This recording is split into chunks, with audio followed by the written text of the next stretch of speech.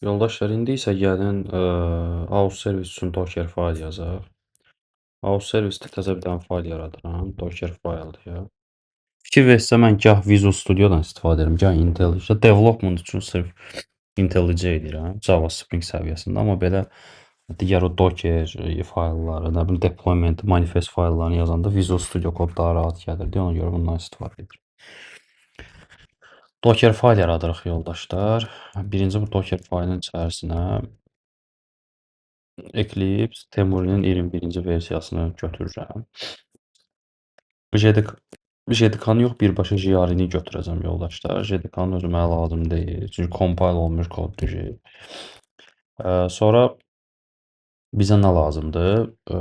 Birbaşa olaraq root user-lə işləməmək üçün bir dənə user yaratmaq lazımdır. System user yaratmaq lazımdır və qrup yaratmaq lazımdır. Onun üçün add group s app group add user, app user, add group, okey. Və work director olaraq keçirəm. Hara? Work director olaraq keçirəm. Slash app'in içərisinə ki, bundan sonra mən app üzərində işləsin. Və kopyalama əməliyyatı edirəm. Nə edirəm? Deyirəm ki,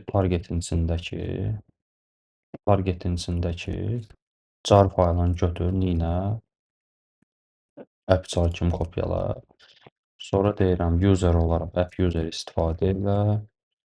Expose elə 8081 portuna və enter point-da da application run olmamışdan qabaq get bu əməliyyatı icra elə.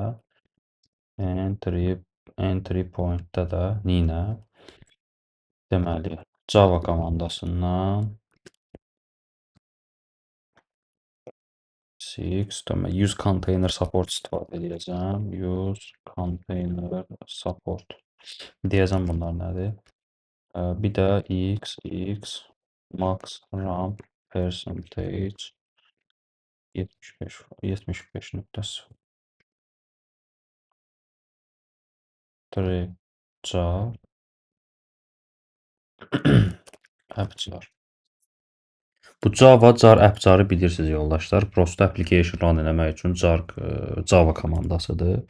Burada sadəcə o 2 dənə flag var. Bir use container support, bir də max percentage. Bunu da səhv yazmışam, bu belə olmalıdır.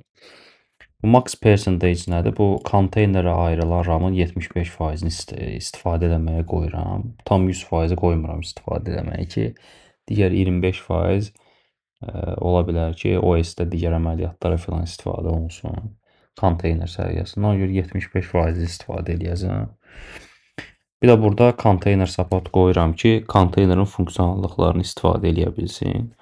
RAM-ını istifadə edə bilsin. Başqa burada belə bir şeyə ehtiyac yoxdur. Səhv var, bunu düzəldək. Sağ olsun, kömək elədi burada. IntelliJ olsaydı kömək eləməyəcək. Okey, Docker faylı belədir yoldaşlar. İndi bir sonraki dərsdə nə edəcəyik? Demək,